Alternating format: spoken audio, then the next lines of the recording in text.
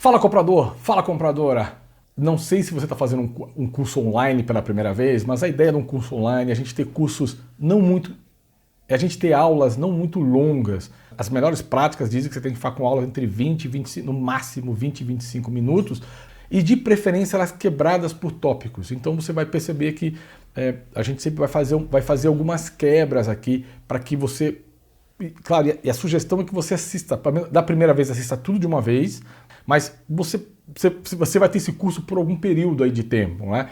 E nesse período de tempo que você vai ter, claro que você pode assistir quantas vezes você quiser, né? Até outro dia um colega perguntou quantas vezes eu posso assistir, falou, cara, você pode assistir até furar o disco. Claro que isso era uma piada na minha época, lá que tinha disco de vinil, né? Isso não existe mais, mas você pode assistir quantas vezes você quiser dentro desse período que você contratou, né, o curso.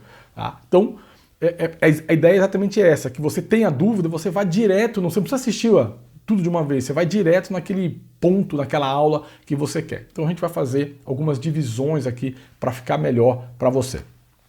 Nesse slide aqui, eu quero te contar um pouquinho como é que eu organizei aqui as ideias para que a gente possa falar nos próximos slides, né? Então, aquilo que a gente já falou, eu vou insistir ainda algumas vezes, porque eu acho que é fundamental, pessoal. Uma coisa é baseline, pessoal, precisa gravar o baseline. Na hora que você sentar para começar a desenhar a tua estratégia de negociação, fazer o teu strategic sourcing, né, a tua estratégia de compra, você precisa gravar isso, você precisa registrar isso. Grave. Por quê? Porque às vezes, eu já vi vários casos de que compra, faz um baseline, não desenha direitinho qual é o baseline, quando chega lá na frente faz 30% de redução, aí vem um CFO, vem um outro... eu não sei porque que os caras fazem isso, mas fazem, né? De ficar rechaçando os nossos savings. Então a ideia desse material aqui é te dar o máximo de subsídio possível de que na hora que você fechar o teu projeto, aquele saving está validado, não tem mais discussão sobre isso. Tá? Então esse é o caminho que eu quero amarrar com você. E o primeiro caminho é definir o baseline, volta para o teu cliente interno, volta para o cara de finanças, como a gente falou lá, se é o especialista de finanças ou o que for, volta para validar. Gente, ó, é esse preço, é essa quantidade... Todo mundo está de acordo? Tem? Não tem? Então assina aqui. Esse é o baseline, eu vou partir daqui para fazer a negociação. Qualquer coisa abaixo disso é saving. Concorda? Concordo. Vamos para as cabeças. Aí depois, é claro que dali a gente pode saber se é um cost avoidance, cost reduction, um procurement benefit, não importa, mas eu vou ter isso amarrado. Outra forma que a gente começa a ver no mercado, ainda um pouco tímida, mas ainda vê no mercado, são os savings estimados. O que são savings estimados? São normalmente áreas de compras que, junto com o seu cliente interno, né, e com a área financeira, já desenha o orçamento alguns meses antes. Né? Normalmente ele desenha o orçamento em setembro, outubro do ano, né, para o ano seguinte, né, mas eu preciso registrar, porque o que acontece? Quando eu faço um saving estimado dentro do orçamento, eu vou dizer o seguinte, olha, no ano que vem nós vamos ter 10% de redução nesta categoria.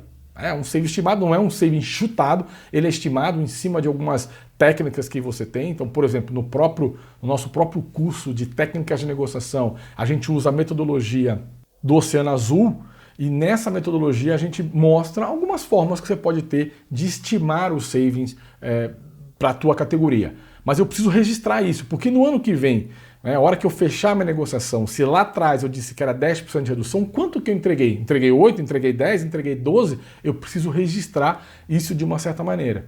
E eu vou calcular este meu saving baseado no quê? No meu baseline, vou calcular meu saving baseado nesse meu saving estimados. Para quê? Para que depois isso desemboque naquilo que realmente, ou de verdade, eu estou entregando como resultado para a companhia. Eu sei que muitas empresas, não sei se é o caso da sua, mas tem muitas empresas... e se você quiser colaborar aqui, coloca aqui no comentário se a sua empresa faz esse cálculo, esse acompanhamento mensal do saving. Por que é importante esse acompanhamento, que é o tal do saving realizado? Porque quando eu faço a negociação, é um saving teórico. Falo, olha, fechei a negociação, vai dar 20% de redução. Será que meu contrato, mês a mês, está acompanhando aquilo que eu estou falando? Eu estou comprando mais itens, estou comprando menos itens? O meu fornecedor está me vendendo por aquele preço? Alguém da organização pediu para esse cara colocar alguma coisa a mais e aumentou o preço? eu preciso acompanhar, ou alguém precisa acompanhar. Quando você tem uma área de finanças que acompanha isso com vocês, esse cara faz o acompanhamento, faz o tracking. Lembra que eu falei Procurement Benefits Tracking System? A gente fazia o track. Além de eu falar que eu ia dar 10%, o Carlos lá em Miami acompanhava mês a mês. Por quê? Porque se eu falei que eu no final que eu vou gerar 10%, eu tenho que gerar os 10%. Às vezes eu gero mais, às vezes gero menos. Se eu gerar menos, o que acontecia? Pelo menos nas empresas que eu trabalhei, pelo menos nas últimas duas, né, DHL e Croton, eu tinha que trazer outras oportunidades para garantir o resultado que eu estou buscando. Porque, de novo, a gente já não era tão medido pelo saving propriamente dito, mas pelo resultado mas sim pelo resultado que aquilo tinha no EBITDA, no lucro da empresa. Ok? Então, a gente faz dessa maneira, essa é a forma que eu vou ajudá-los aqui a caminhar para que você tenha um processo estruturado dentro da sua empresa. E aí, eu quero mostrar como é que a gente vai desenhar isso, né? Então, primeiro a gente vai falar dos tipos de saving, e nós temos 3 tipos de saving. Se você já conhece, né, lembra que eu falei no início, permita explicar novamente para você, mente aberta para você utilizar. Se você nunca ouviu falar, excelente, é uma grande oportunidade de você aprender 3 novos conceitos da nossa área que são extremamente importantes. Então, o primeiro é o Cost Reduction, também conhecido como redução de custo ou Hard Saving. Claro que a gente vai ter um capítulo só para falar disso, pode ficar tranquilo. Depois a gente vai ter o Cost Avoidance, que é o custo evitado ou Soft Savings. E tem um terceiro que é o Procurement Benefits, né, que seria o benefício de compras. Quando que acontece o Procurement Benefits? Quando eu não tenho um baseline, quando eu não tenho uma compra histórica. Custo evitado e redução de custo, eu tenho um preço histórico, eu tenho um baseline, alguém já comprou isso na organização, não importa se é suprimentos, não importa se é qualquer uma outra área.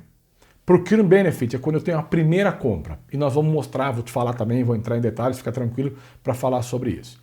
Depois eu quero te mostrar alguns cenários, eu já te falei um pouquinho disso, né? Vou te mostrar 2 cenários que vocês podem utilizar para reduzir custo, e às vezes muitos compradores estão muito presos a um primeiro cenário, né, que é só ficar pedindo descontinho, né, uma redução de custo, mas a gente tem uma infinidade. Claro que eu vou mostrar aqui, quanto mais você utilizar e aprofundar nesses cenários que eu vou te mostrar, você provavelmente vai ter mais saving, mas provavelmente também é mais difícil de fazer. Por isso que alguns compradores ficam lá, que a gente fala nos low hang fruits, né, que são aqueles saves que são mais fáceis de pegar. Só que está acabando isso.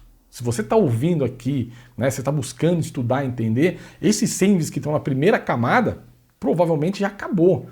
Nós vamos ter que olhar agora, são saves que estão acima disso. E aí eu quero te trazer então esses cenários numa visão mais complexa, e depois eu quero te trazer um mesmo cenário em outros projetos que eu trabalhei, não só nesse momento de pandemia que nós estamos tendo agora, mas a gente também teve momentos de crise. Ele pode ser muito utilizado em momentos de crise, que não precisa ser exatamente uma crise do mercado, pode ser uma crise da tua empresa. A tua empresa pode estar sofrendo algum problema de caixa, e o que eu vou te mostrar no slide é que você pode olhar algumas oportunidades que a gente tem de fazer savings e calcular savings olhando o teu impacto no caixa, que isso pode te ajudar, algumas ideias aí para dar um refresh. E claro, você vai falar, putz, mas isso aqui tem a ver com técnicas de negociação. Eu sei que tem a ver com técnica de negociação. Se você quiser se aprofundar em técnicas de negociação, eu recomendo, claro, que você faça o nosso curso de conceitos e técnicas da negociação estratégica ou de strategic sourcing, mas olhando como cenário de savings, né, de economia e resultado, de formas de calcular, eu não poderia deixar de trazer aqui para você conhecer e ver que existem oportunidades, inclusive, de cálculo desses savings também. Tá?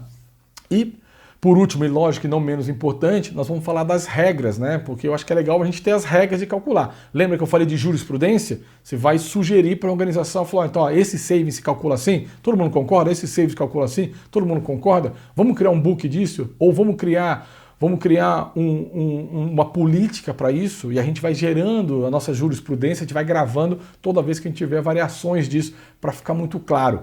provavelmente qualquer dia, né, no tempo, você vai chegar lá a 199, 200 páginas de possíveis formas de você negociar o teu save, teus contratos. Tá bom? Então é isso que eu queria falar um pouquinho aqui dessa primeira introdução do que a gente vai conversar aqui nos próximos slides. Espero que você tenha curtido isso, espero que você tenha criado bastante curiosidade aqui. Não se esqueça, se eu trouxer alguma coisa interessante para você, diferente para você, digita bingo lá para a gente saber que você está nos acompanhando aqui, que está fazendo sentido o que eu estou falando para você. Beleza? Um grande abraço e te vejo no próximo vídeo.